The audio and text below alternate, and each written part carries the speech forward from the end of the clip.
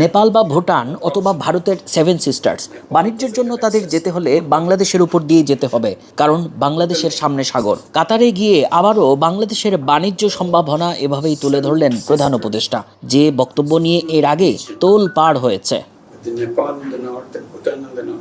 ভারতের seven sisters ও বাংলাদেশের অর্থনৈতিক সম্ভাবনা নির্ভরশীল বঙ্গোপসাগর ধরে, এমনকি সেখানেও নেপাল ভুটান সুবিধা নিতে পারে। বাংলাদেশকে বাণিজ্যের একটি হাব উল্লেখ করে প্রধান উপদেষ্টা ডক্টর মোহাম্মদ ইউনূস কাতারের একদল ব্যবসায়ী নেতৃবৃন্দের সামনে এভাবেই বলছিলেন।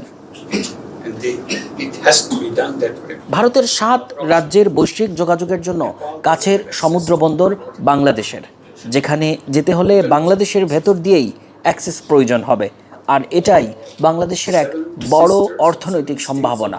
কেবল ভারতের এই 7 রাজ্য নয়, ভুটান, নেপাল, এমনকি ভারতের আরেক রাজ্য সিকিম পর্যন্ত বাংলাদেশের উপর নির্ভরশীল হতে পারে অর্থনৈতিক করিডোর প্রসারে। কারণ বাংলাদেশের বন্দর দিয়েই বৈশ্বিক যোগাযোগ স্থাপিত হতে পারে দুর্গম এসব অঞ্চল, দেশ বা রাজ্যের।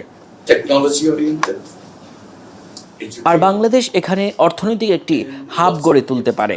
ভৌগোলিক এই সুবিধা বাংলাদেশকে ব্যবসা বাণিজ্যের একটি কেন্দ্রস্থলে পরিণত করতে পারে, আর সেই সুবিধা উন্মোচন করতে চায় বাংলাদেশ।